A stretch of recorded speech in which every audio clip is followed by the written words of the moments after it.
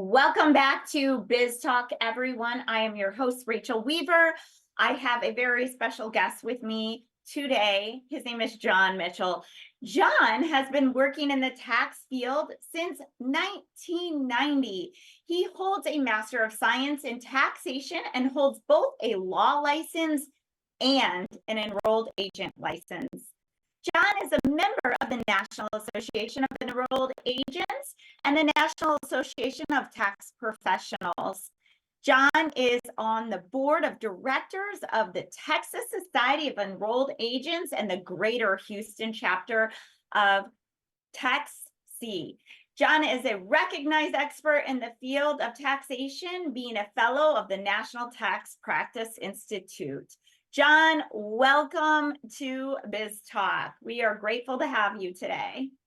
Rachel, I am so happy and pleased to be here. Glad to, be with you again and be able to share some good information with the audience out there. Now, just fair warning. I mean, you after that introduction, Rachel, I gotta say, man, my head, I gotta make sure that my head fits in this frame. So, thanks for that very warm welcome as always, Rachel. It's really good to see you again. Thank you. So great to see you as well. Well earned. The introduction was well earned. But I want to dive right in because this is an important topic and we could talk for hours, but we only have minutes. So, tax identity theft.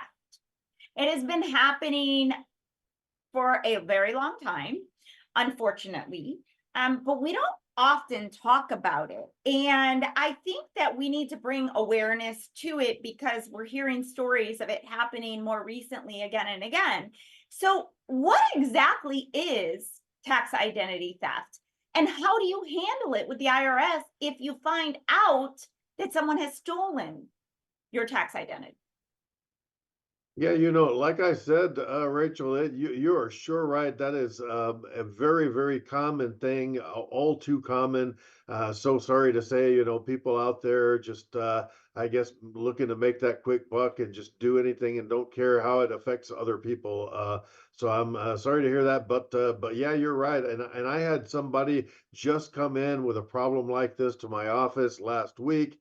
Nearly in tears. Not going to get. Not only are they not going to get their tax refund that they were expecting and counting on, that as we all do in this economy the way it is today, but also the IRS is now sending them letters, dunning notices. You owe us money, and John, we're at wits end. We don't know what to do about this now.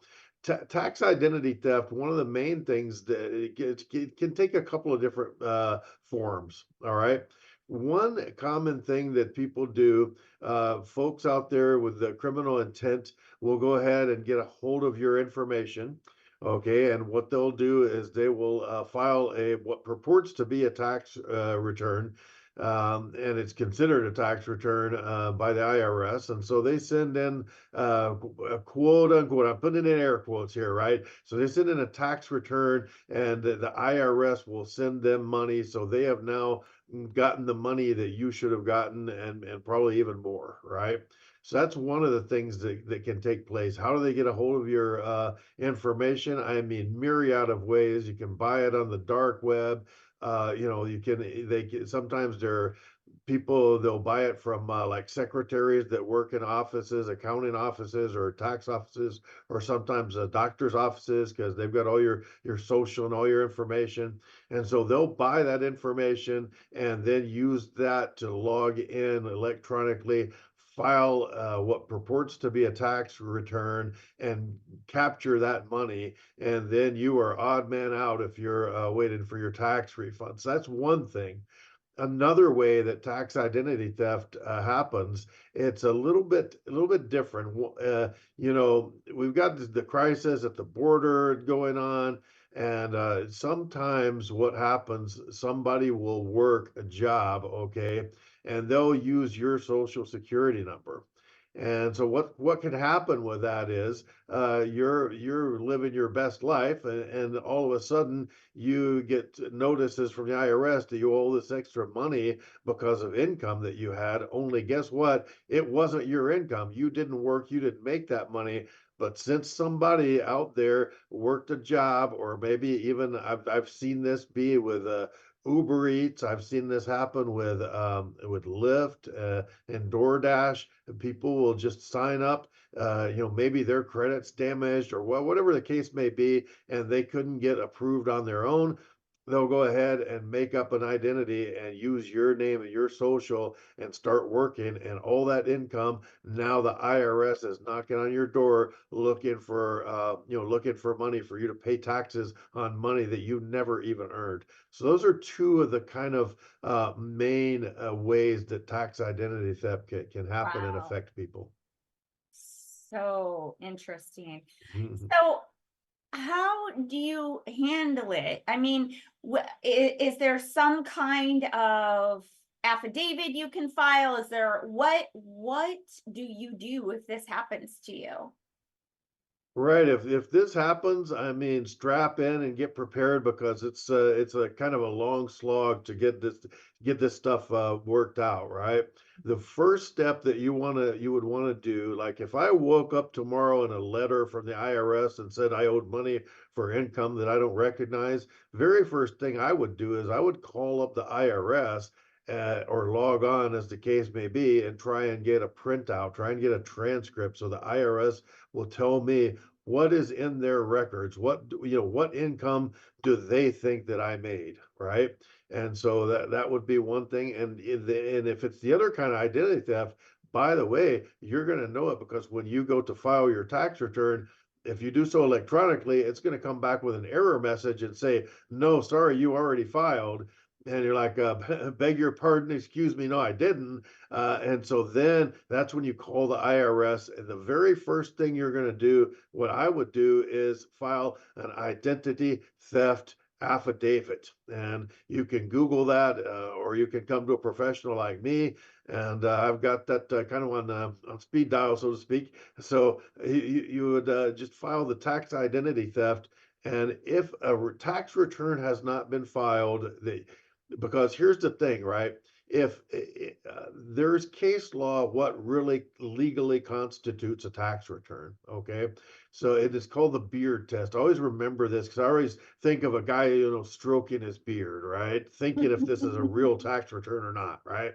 So the beard test has a checklist of items. I'm not going to go through the whole thing, but basically, the important thing here is, if you did not sign off on that tax return and you did not authorize it to be filed, then that's not a real tax return.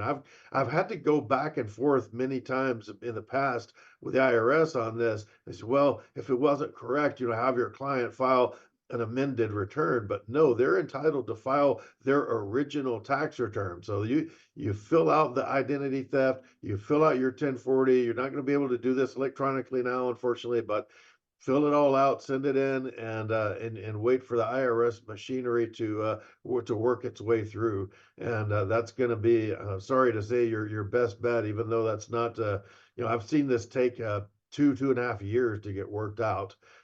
So you're in it for the long haul, but if you do the proper steps, it'll take a while, but it'll get worked out. Very good. Well, such great information. I appreciate that. And always, always contact an expert, in my personal opinion. If anything like this happens, contact someone like John. John, where can the audience find you? Yes, ma'am. Well, I am here in Houston, Texas, of course, the Space City, beautiful Houston. It's beautiful outside now, anyway, right now, as we film today, right? So, Greenway Plaza is my office, but we deal with clients all over the United States and even internationally. And so I can be reached at my telephone number, 713-333-0555. And the other way to reach me, a really good option, is email jmitchell at cctaxlaw.com. I've handled dozens and dozens of these identity theft cases. If you are out there and you want to, hit me up, that's absolutely no problem. I've got the steps, I know them by memory, so no problem at all. Awesome. Well, thank you so much for joining us today. We look forward to having you back again very soon. And with that, we will be right back after this commercial break.